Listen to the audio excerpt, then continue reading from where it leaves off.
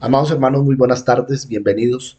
Estamos en nuestro salón de clases virtual de IXAM, cumpliendo el propósito bíblico de estar siendo formados a través de escudriñar las escrituras, porque la escritura, siendo inspirada por Dios, tiene un propósito. Es útil para enseñar, para instruir, para corregir, para redarguir, pero la esencia de la escritura es mostrarnos el corazón de Dios. Todo lo que la palabra nos dice tiene que ver con lo que Dios piensa, tiene que ver con lo que hay allá en el corazón de Dios para Él, para, para su ser trino, para Jesucristo, para el Espíritu Santo y para este mundo, en especial para la iglesia que está en este mundo. Dios nunca ha sido excluyente. No obstante, asumió para sí la paternidad de Israel. Siempre quiso que Israel diese a conocer a su Dios al mundo. Es más, el versículo central de la palabra, Juan 3:16, nos aclara que de tal manera amó Dios a este mundo que envió a su Hijo, para que por la fe en su Hijo pudiésemos tener salvación y vida eterna. Pero le habla al mundo. Pero dentro del mundo hay una iglesia. ¿Quiénes la conforman? Los que siendo del mundo escuchan el mensaje, lo reciben por fe, lo toman para sí y transforman sus vidas. ¿Y qué hace entonces la iglesia? ¿Cómo debe pensar, obrar, actuar, hablar la iglesia?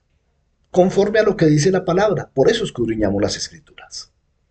Bueno, tenemos nuestro telón de fondo. Con este terminamos la semana pasada hablando del calzado del apresto, de la disposición de llevar la palabra, que es la esencia de nuestro proceso, el proceso de examen, que es el proceso de toda iglesia. Esto es bíblico.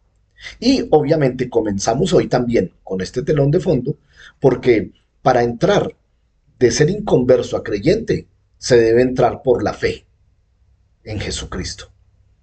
Y hoy comenzamos nuestro estudio de la armadura de Dios con el escudo de la fe. Y entonces vamos a tener que entender nuevamente qué es fe, cómo es simbolizado por un escudo protector, lo que hace ese escudo, porque nos advierte esa palabra de Efesios 6:10 que hay continuos y duros ataques del maligno contra nosotros y que es el escudo de la fe el que nos defiende, no para que no nos caiga, sino que esas flechas, esos dardos vienen encendidos y es el escudo el que apaga esos dardos haciéndole perder su eficacia. Bueno, bienvenidos pues a este día de estudio. Por un momento vamos a disponer nuestro corazón, nuestros oídos, nuestra mente, nuestro entendimiento para recibir esta palabra de hoy. Amado Señor y Dios, Padre del cielo, gracias por este privilegio que nos das de reunirnos una vez más como cuerpo de Cristo, la iglesia local que fue plantada en Ciudad Montes, en Bogotá, en el sur de Colombia. Gracias, bendito Señor, por hacernos parte de este sueño tuyo, de este plan tuyo y, sobre todo, gracias por la obra del Espíritu Santo, que es quien, siendo Dios en estos templos, nos lleva hoy a este conocimiento, a este discernimiento, a este crecimiento. Gracias por cada uno de mis hermanos que está allí, en su lugar, recibiendo esta clase, no como información, sino como modelo de formación para el crecimiento de su vida espiritual. Gracias, Padre mío. Amén. Aleluya. Pues bien, para quienes no estuvieron la semana pasada, les decía de este anillo, estos anillos que ven allí, tres anillos, el A, B y C, tienen que ver con los procesos dentro de la iglesia cristiana, partiendo de la zona exterior del anillo, que aquí está marcada con la letra D, que hace parte del mundo que no conoce a Dios, que hace parte de un mundo que quizá no ha oído de Dios, pero también de un mundo que oyendo de Dios ha rechazado el mensaje de salvación. Ellos son los inconversos, ellos son los no creyentes, ellos son los que constituyen el mundo, de donde éramos nosotros. Pero nosotros recibimos un mensaje, el Evangelio, las buenas nuevas, del que hablamos la semana pasada, y entonces la fe nos llevó de la parte externa de esos anillos a la parte interna que se llama iglesia. Y llegamos como creyentes. Es decir, nos distinguíamos por haber creído, solamente por la fe. Y empezamos a leer la Biblia, a aprender a orar, a comprar una Biblia y empezar a buscar en ella, a congregarnos en un lugar.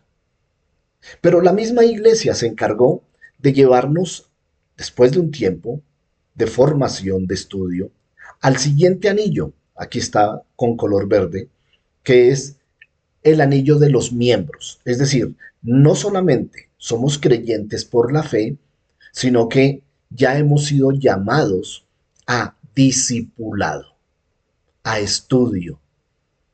Y ese discipulado se adquiere, y lo hemos hecho en IXAM durante el tiempo de la existencia, desde dos puntos.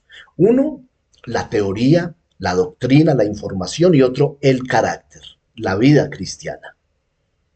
Bueno, luego, para entrar al anillo interior, al anillo A, es un punto en donde ya como discípulos hemos sido formados para la obra del ministerio.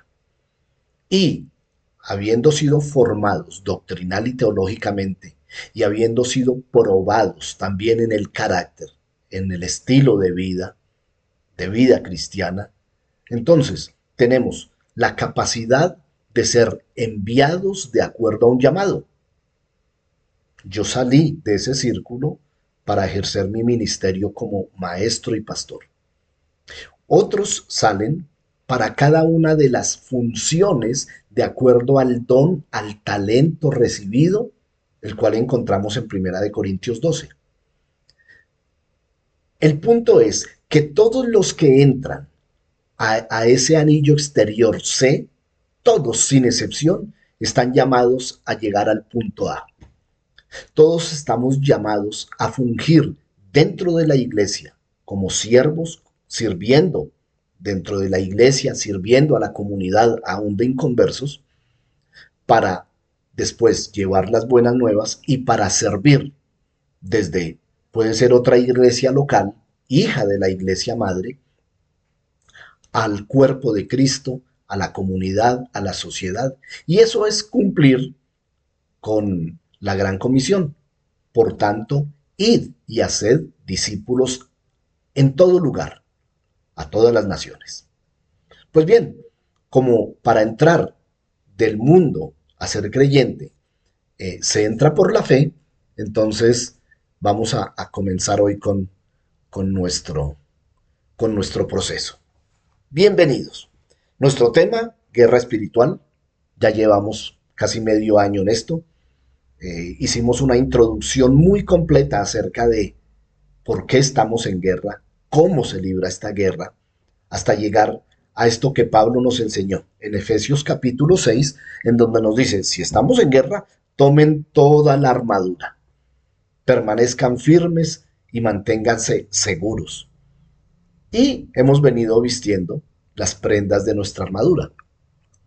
Aquí en 6:16 de la carta de Pablo a los Efesios, Pablo escribe, esta versión es Reina Valera de 1960, y dice, sobre todo, tomad el escudo de la fe con que podáis apagar todos los dardos de fuego del maligno. Quiero decirles que esta es una traducción muy, muy literal del texto griego original. Lo repito, sobre todo, estábamos hablando la anterior de calzarnos el calzado del apresto del Evangelio de la paz. Sobre todo, continúa después del 15, tomemos el escudo de la fe. Y ya vamos a definir en el griego esto de tomar, en realidad en la palabra griega, qué significa. Con que podamos apagar los dardos de fuego del maligno. Bueno, mis amados hermanos, entonces avancemos. Ponte la completa armadura de Dios. Este es nuestro cuarto elemento. Ya vimos la verdad, la justicia, el evangelio de la paz. Y hoy entramos en la fe como armadura tipificada o simbolizada en un escudo. Todos sabemos que es un escudo. Entonces, eh, comenzamos, seguramente vamos a estar por lo menos un mes estudiando esta parte del versículo 16.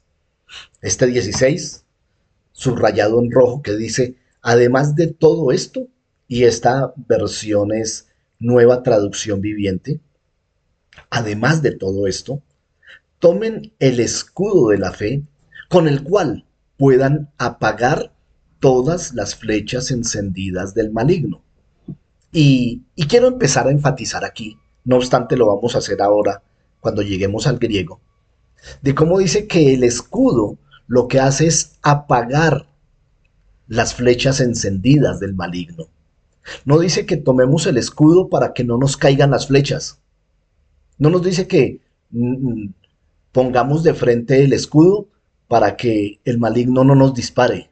No, demos por hecho que el enemigo nos va a disparar y que sus flechas van a llegar hasta nosotros. Pero también hablaremos de por qué habla de flechas encendidas. Porque recuerden que esta analogía la hace Pablo con respecto a su época, la época del Imperio Romano. Recuerden que Pablo es nacido en Tarso. Y en Tarso, que es un, una provincia romana, había un destacamento muy grande del ejército romano. Y desde niño, él vio a los centuriones, él vio las grandes legiones salir desde Tarso a conquistar. Y él vio los grandes desfiles. Y seguramente, como son los niños, se fijó en los detalles. Las sandalias, los escudos, los cascos, las espadas, las corazas, de cómo eran las filas, de cómo comandaban los jefes, cómo obedecían los subalternos. Pablo advirtió todo eso. Y entonces, cuando lleno del Espíritu Santo y ahora viviendo en Cristo nos escribe esto, entonces hace una analogía teniendo en cuenta los detalles. Bueno, vamos a entrarnos pues específicamente en el estudio. Recuerden que si tienen preguntas sobre este tema, dudas, aclaraciones, este chat está abierto. Escriba, no entendí esto, o si quiere hacer un aporte con respecto al tema, por favor, escríbalo. Y aquí estamos mirando quién nos retroalimenta a través de preguntas, dudas, aportes, y estaremos respondiendo. Y si la pregunta pues es compleja y demanda más tiempo, no importa, mm, atenderemos y a través de nuestro grupo de WhatsApp de Siervos Exam estaremos respondiendo ya de una manera más extendida. Así es que estamos atentos a sus inquietudes. Aquí está el griego con un interlineal traducido. Arriba se encuentra la porción griega. Inmediatamente debajo están la traducción. Yo lo dividí en tres espacios, porque vamos a estar estudiando tres temas. El tema es, sobre todo, tenemos que usar el escudo de la fe, levantar el escudo de la fe. Pero ustedes ven que aquí tengo subrayado en rojo el zureón, el escudo grande, tengo subrayado la palabra pisteo, que significa confianza, que se traduce siempre como fe. Todas las veces que aparezca la palabra fe en la Biblia, en el griego aparecerá la palabra pisteo. Y luego vamos a estudiar en el tercer renglón la palabra belé to ponerou, los proyectiles del maligno, los dardos de fuego del maligno. Entonces, hoy estaremos hablando del escudo. Seguramente la semana entrante y tal vez 2 semanas estaremos hablando específicamente de la fe. Oído, la fe como defensa cristiana. Y estaremos hablando cómo es que esos héroes de Hebreos 11 vistieron armadura y tenían un escudo de la fe y ese escudo les llevó a las victorias que conocemos. Y luego hablaremos de los proyectiles del maligno. En la introducción estuvimos hablando algo acerca de los dardos de fuego del maligno, pero como ya estamos en el tema, podremos profundizar un poco. No sé en cuántas semanas estaremos, pero estos serán entonces los, los 3 tópicos que estudiaremos de Efesios capítulo 6, verso 16. Entonces, en el primer renglón, esta palabra, estas palabras largas que ustedes ven, como la palabra analobontes, quiere decir tomen completamente, levanten, agarren completamente. Dese cuenta que yo les hablaba de las riquezas de los verbos griegos, porque ellos le dan no complejidad, sino un significado muy completo a las palabras. Aquí la conjugación no habla de solamente tomar el escudo, sino que, y esto lo escribe Pablo, sino que lo tomen completamente. Cuando yo leo esto, se me ocurre pensar que quizá puede ser que tanto algunos soldados como algunos cristianos tienen el escudo, pero no lo usan de la manera adecuada. Aquí está diciendo, en pasín analobontes ton thureon tes, es decir, sobre todo, en pasín. Analobontes tomen completamente ton thureon tes, el escudo grande. No es solo un escudo.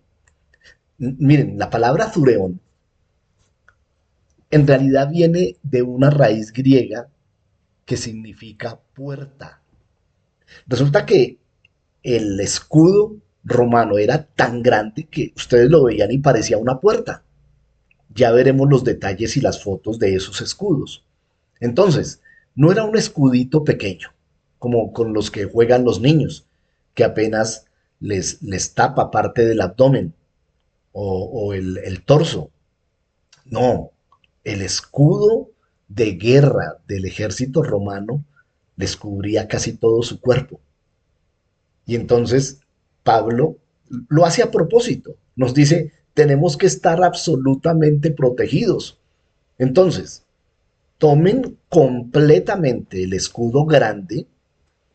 Segundo renglón, pisteo en onudeceste pantatá, la fe, la confianza, en el cual serán capaces de todos los y salto de una vez. Esta palabra, duneceste, significa tener la capacidad.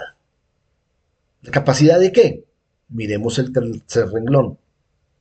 Belé tu ponerou, ponerou significa maligno, ta pepuromená sbesai, proyectiles del maligno, encendidos con fuego, apagar.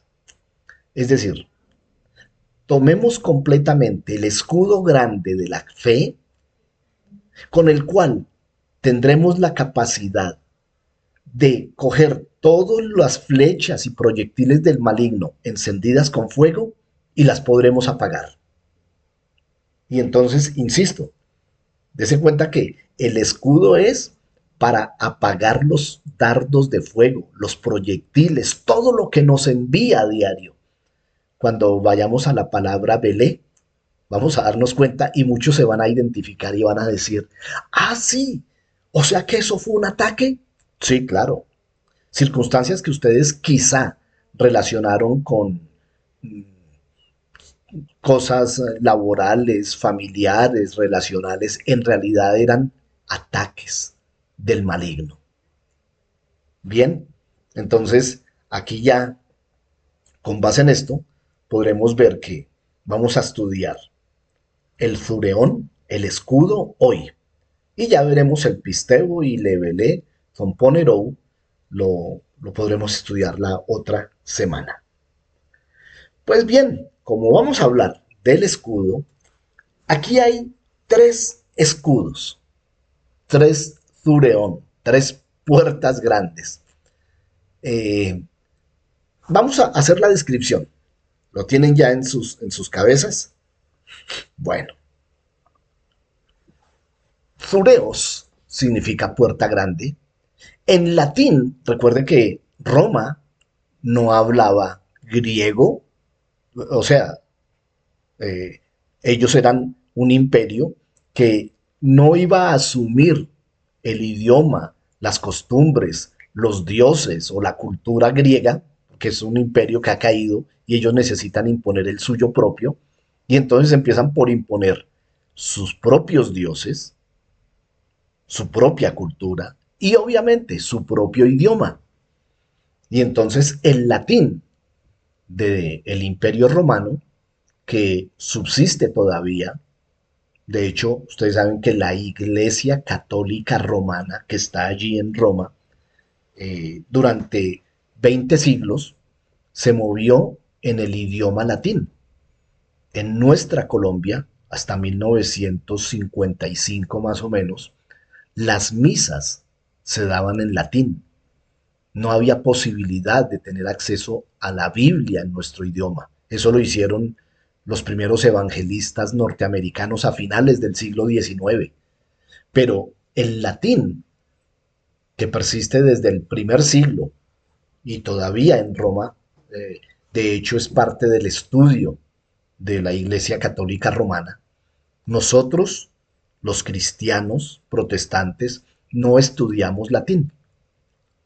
¿Por qué? Porque toda nuestros elementos, recursos materiales de estudio están o en hebreo o en griego o en inglés. Y es lo que estudiamos. Y entonces, el, este escudo, ellos lo conocen como scutum. El scutum romano era la principal defensa de los soldados. Tenía forma rectangular y estaba redondeado en las puntas. Además, estaba ligeramente curvado. ¿Para qué? Para que cuando las flechas o las lanzas daban en los costados se desviaran, porque no encontraban de frente el escudo, sino con cierto ángulo. Aquí lo podemos apreciar, ligeramente curvado, parece que fuera recto, pero tiene sus, su ángulo de desviación. Estaba compuesto por dos o tres láminas de madera. Entonces, la base de él es madera, forrado por una lona y recubierto con un cuero que estaba humedecido con agua y aceites o resinas animales o vegetales. ¿Qué hacían? Y aquí me quiero quedar un momento. ¿Qué hacían estas resinas? Los enemigos de Roma, que fueron muchos, 5 siglos de opresión del ejército romano, entonces una de las tácticas de guerra era lanzarles no solo las flechas, sino las flechas con la punta encendida, de tal manera que si de pronto no daban en el blanco o daban en el blanco pero no eran letales, por lo menos sí incendiaban, por lo menos sí quemaban. Entonces es muy diferente que por ahí en una pierna le caiga a uno una flecha con una punta metálica normal a que le caiga una flecha con la punta encendida, porque entonces si no lo mata del impacto, lo puede encender. Entonces, la mayoría de ejércitos que atacaban al Imperio Romano o se defendían, lo hacían con flechas encendidas. De tal manera que esa resina, esos aceites con que estaban empapados los escudos, hacían que llegara la flecha encendida y no encontrara combustible, no encontrara forma de quemarse. Porque si la flecha encendida cae sobre la madera, pues la enciende porque la madera es altamente combustible. Entonces, lo que hacía esa resina, ese aceite, esa humedad, era apagar la flecha. Y al apagarla, pues le quedaba ya más fácil al soldado que tenía el escudo seguir con la guerra. Podía medir entre 80, es decir, 80 centímetros y 1 metro de ancho para los soldados que no eran muy grandes, muy altos, muy corpulentos, pero también entre 1 metro y 1,40 m. En en los descubrimientos se ha encontrado eh, escudos de casi 1,5 m de largo. Es decir, eh, esto los portaban los soldados muy altos, corpulentos, grandes, y pesaba de 7 a 8 kilos. Su grosor era de 4 a 5 milímetros, es decir, las 2 o 3 láminas que lo componían tenían, eh, bueno, aquí hay una inconsistencia, en realidad era de 4 a 5 centímetros, aquí está mal escrito, 4 a 5 centímetros, y podía resistir los más fuertes ataques del enemigo, porque eran 2 o 3 láminas, más la lona con que estaba cubierto, más el cuero humedecido, y entonces uno podría decir, uy, pero pesa hartísimo. No, esta era una madera especial, que no era muy densa, pero la clave estaba en que las láminas de madera estaban superpuestas en sentido contrario a las vetas, de tal manera que si una flecha traspasaba la primera lámina, no llegaba a la segunda, no podía traspasar la segunda, y si era muy fuerte el disparo y pasaba las dos, seguramente no llegaba a la tercera. Este fue parte del éxito del Imperio Romano. Tenían en el centro, y lo pueden ver aquí, se cuenta que en el centro tienen un revestimiento metálico con una saliente. Eso era una aleación de cobre o de hierro. ¿De qué dependía? Dependía del lugar donde lo fabricaran. Había sitios de Europa en donde encontraban mucho cobre y si no, en Roma los hacían de hierro. Ese centro metálico se llamaba umbo.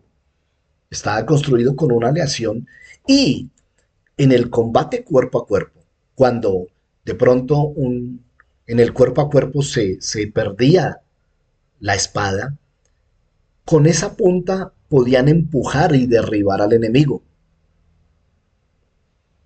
Esto era el escudo romano. Y, y lo interesante de todo esto es que el apóstol Pablo había visto esto. Yo estoy seguro que Pablo a lo largo del tiempo eh, le habían contado historias de conquista del ejército romano y le habría preguntado a soldados romanos. Recuerden que muchos soldados romanos finalmente se convierten al cristianismo, aún comandantes. Y seguramente él preguntaba los detalles. Y cuando nos escribe Efesios 6, está hablando de esos detalles que él recibió. Por ejemplo, aquí, quizá algún comandante le comentó que por no tomar completamente el escudo, si el escudo medía, la persona medía 1,80 y tenía un escudo de 1,50, pues tenía que levantarlo 30, 40 centímetros para cubrir todo su cuerpo. pero si no lo levantaba completamente, quedaba vulnerable esa parte de su cuerpo. Y entonces, en la traducción nuestra de Reina Valera dice que tome el escudo de la fe, pero en el original dice que lo tome completamente. Es decir, entienda que debe cubrirse, no quede vulnerable. Este escudo es, y cada detalle. Eso para un soldado que está en un enfrentamiento, en una batalla, hombre a hombre, cuerpo a cuerpo. Pero recuerden que el ejército romano conquistaba. ¿Y recuerdan la forma de conquistar una ciudad? Las ciudades eran amuralladas. Y entonces el ejército llegaba hasta el borde de la muralla para someterlo. La gente se encerraba dentro de la ciudad y el ejército se ponía alrededor para evitar que alguien saliera y sobre todo para evitar que entraran agua o alimentos. Eso se llama un asedio, un sitio. De tal manera que pasados 2 meses, 3 meses, cuando ya se habían acabado las provisiones, las reservas, la gente empezaba a morir de hambre y cuando quedaban muy pocos finalmente se rendían, abrían las puertas y el ejército entraba y sometía. Muchos, cuando veían el ejército rodeando, se rendían inmediatamente porque sabían que era cuestión de tiempo. Y entonces el ejército tenía un protocolo para las ciudades que se rendían. Y entonces los sometían, los hacían tributarios, tomaban para sí esclavos, es decir, había un proceso, pero se cree que muy pocos eran los que morían en un asedio de estos. Pero las ciudades que se resistían, desde lo alto de la muralla, de sus murallas, empezaban a disparar hacia abajo flechas encendidas. O cuando el ejército iba avanzando en medio en una región montañosa, les hacían emboscadas desde lo alto de las montañas y desde allá les disparaban. Entonces, los ejércitos romanos se habían preparado para esto. Y entonces, por un momento aprecie esta figura. Aquí hay un pelotón de soldados romanos. Generalmente era una centuria, es decir, 100 soldados. Y formaban de a 6 por 12, 6 de ancho por 12 de largo. Ponían sus escudos en donde simplemente quedaba viéndose pues su cara para poder ver para dónde iban con su casco. Los de la segunda fila tapaban por encima a los que estaban adelante. A su vez los de la tercera tapaban a los de la segunda, de tal manera que en esta formación, cuando les disparaban desde lo alto, pues no les podían hacer nada. Y ellos, así, con esta formación, ellos avanzaban, ellos seguían su caminar. Y entonces eh, eran absolutamente invulnerables a cualquier ataque. Una de las modalidades de conquista y defensa del ejército romano fue la estratégica formación de tortuga, esa que acabamos de ver. Entonces el comandante decía testudo. Este testudo es una palabra que aplica para las tortugas, para una especie de tortugas. Y en realidad lo que están diciendo es formemos un caparazón de defensa. Es nuestra estrategia de defensa. Y entonces ya cada uno sabía cuál era su lugar, en dónde debía poner su escudo. Pero entiendan esto, no tanto para protegerse él. En ese momento, la misión era que ni uno solo de la centuria quedara vulnerable. Todos tenían que estar protegidos. La tropa, en su avance, estaba dispuesta a recibir ataques por todos los costados. Cuando avanzaban frontalmente, se formaban en sólidas filas y columnas para ganar terreno. Para una posible retirada también estaba cubierta la retaguardia y los costados. Y cuando sitiaban una ciudad o eran emboscados de los montes, cubrían la parte superior con los escudos semejantes al caparazón de la tortuga. Esta unidad protegía por igual a toda la tropa, independiente de dónde estuviera ubicado el soldado. La clave era que todos los escudos, atentos con esto, debían estar perfectamente unidos.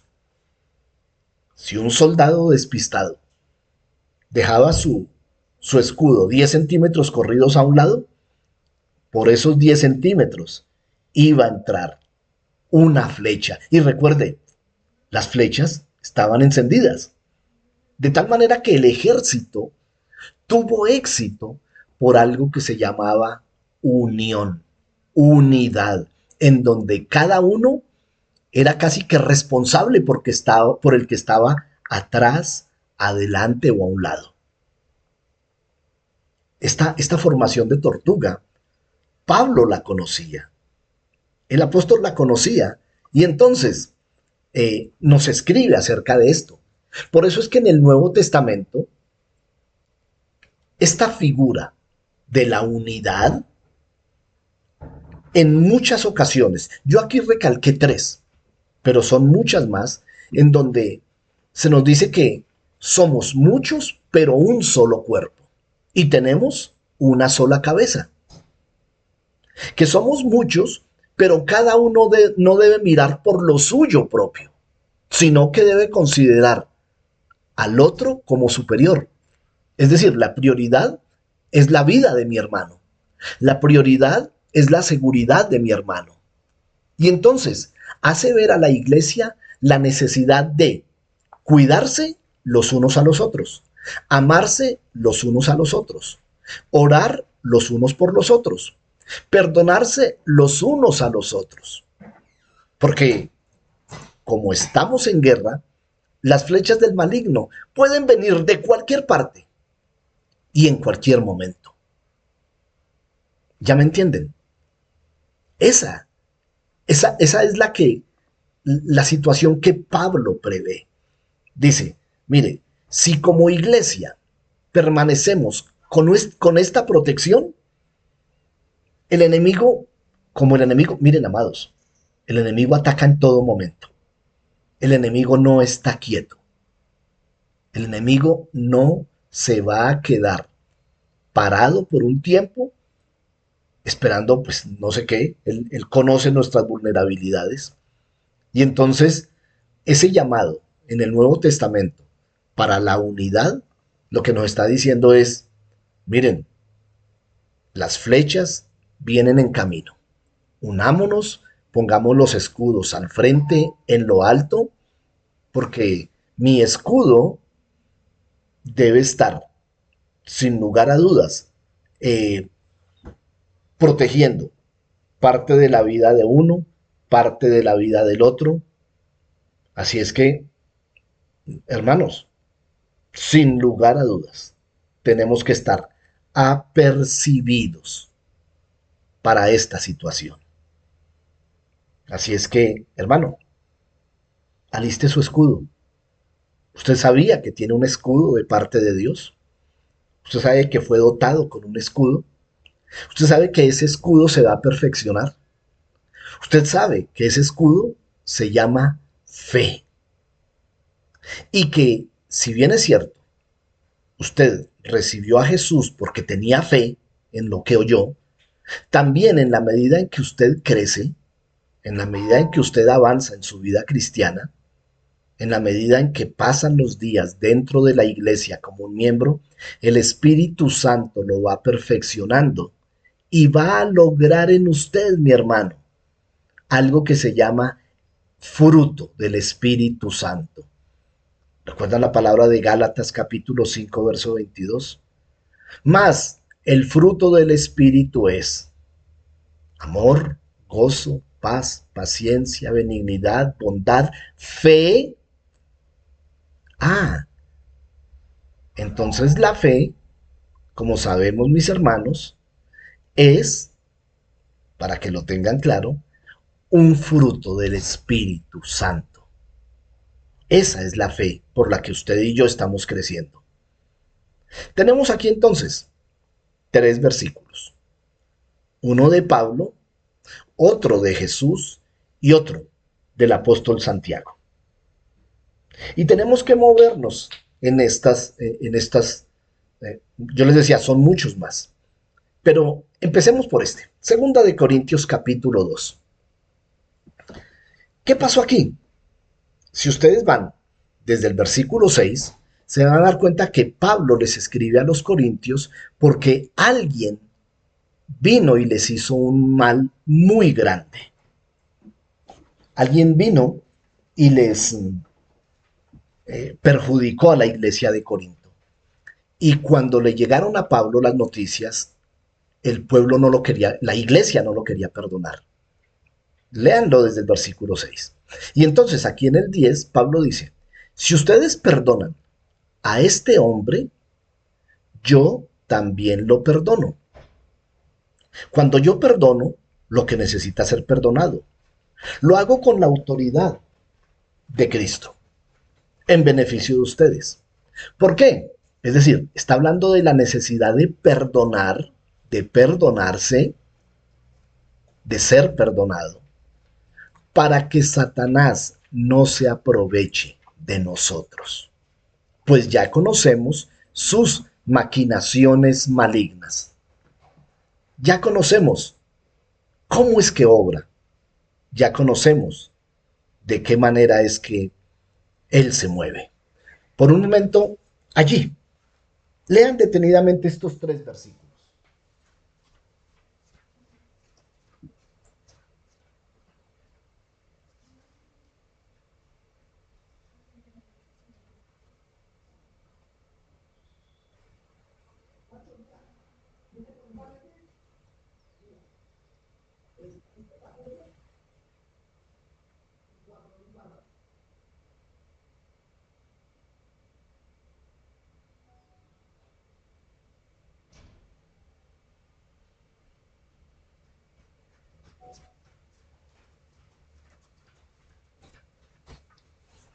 Bien, amados. Ya leyeron los tres, ¿verdad?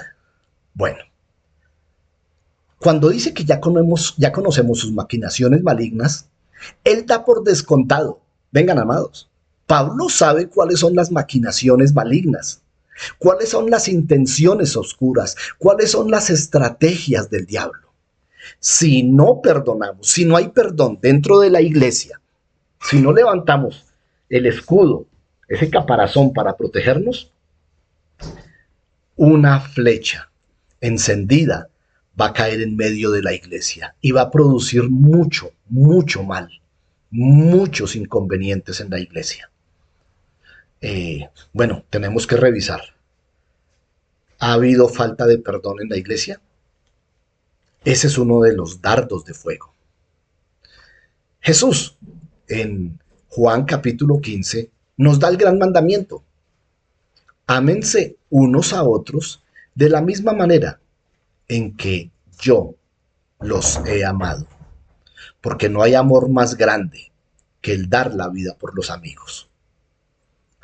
Santiago, en el capítulo 5, confiesen los pecados unos a otros y oren los unos por los otros para que sean sanados. La oración ferviente de una persona justa tiene mucho poder y da maravillosos resultados. ¿De qué nos está hablando Pablo, Santiago, Jesús? Y lo vamos a ver en otras cartas paulinas y sobre todo en Pedro, sino que la de Pedro es un poco extensa. Nos está hablando de la necesidad de la unidad. ¿Qué tan unida es la iglesia? ¿Qué tanto hemos orado los unos por los otros? Lo hacemos institucionalmente. Cada que nos reunimos los martes para orar, siempre tomamos peticiones de oración por los hermanos, por la salud, por situaciones específicas. Y eso es bueno. Lo que estamos haciendo tiene un significado espiritual muy grande. Yo se los decía el martes anterior. Lo que estamos haciendo es levantando un escudo de protección para toda la congregación. Cuando alguno de ustedes llama a un hermano con el que se identifica, por ejemplo, cuando digo que se identifica es si una mujer está pasando por una situación, seguramente va a llamar a otra mujer que va a identificarse, a reconocer esa situación y va a orar por ella. Cuando hay situaciones de salud, lo exponemos en nuestro grupo. Por favor, me van a intervenir, van a hacerme una cirugía, tengo unos exámenes, hay tal diagnóstico. E inmediatamente la iglesia se une para orar por esa persona. ¿Qué estamos haciendo espiritualmente? Estamos levantando los escudos de protección para guardar a todos los que estamos dentro de esos escudos. Eso es lo que hace la unidad. Entonces, mire lo que nos dice la palabra. Ámense unos a otros. Cuídense unos a otros. Perdónense unos a otros. Oren unos por otros. Es decir, como un ejército, juntémonos, levantemos el escudo, levantémoslo completamente, pongámoslo en el sitio que me cerciore, que me está guardando a mí, pero está guardando a mi hermano, está protegiendo a mi hermano. Eso es lo que hace el escudo, proteger, guardar, impedir que nos dañe, pero de una forma específica. Como dijimos que los dardos van a caer, los dardos van a llegar y van a hacer daño porque vienen encendidos, lo que hace el escudo es apagarlos. Y un dardo apagado no sirve para nada. ¿Cuántos dardos hemos apagado en la unidad de Ixam, de la iglesia local? ¿Cuántos dardos han dado en el blanco? Miren, amados, voy a ser práctico. ¿Cuántas personas han salido de Ixam? Hace unos años, cuando estábamos cerca de donde estamos ahora, éramos 100 personas, 100, 110 aproximadamente. ¿Por qué no están? Bueno, algunos porque se fueron del país, se fueron de la ciudad, otros iniciaron su vida cristiana en otras congregaciones, pero yo sé que algunos no se congregan, yo sé que algunos se identifican ahora más con el mundo. ¿Qué pasó? Flechas, dardos de fuego del maligno dieron en el blanco y produjeron lo que para lo que están lanzados: desánimo, enfriamiento espiritual. Bueno, cuando hablemos de los dardos específicamente, vamos a ver la cantidad de situaciones que el maligno utiliza. Cuando en una iglesia hay murmuración, chismes, habladurías, cuando en una iglesia hay inmoralidad, cuando en una iglesia eh, hay problemas con la autoridad, cuando en una iglesia hay pereza, negligencia para leer la palabra, para orar, para congregarse, amados, estamos siendo atacados, son ataques del enemigo. Miren, amados, la iglesia es espiritual y el ataque es espiritual y las armas de defensa y de ataque que nos ofrece Pablo con la armadura son espirituales. Si la iglesia llegara a entender la necesidad de lucir la armadura completa y usarla adecuadamente, los ataques vendrán, no lo duden, van a venir, pero van a ser apagados, van a ser rechazados. Ese es el papel del escudo de la fe. Ya hablaremos entonces, la próxima semana, específicamente de la fe, del pisteo. Y podremos sacar la definición eh, secular, lo que el mundo entiende por fe, que es creer, confiar, estar seguro de algo.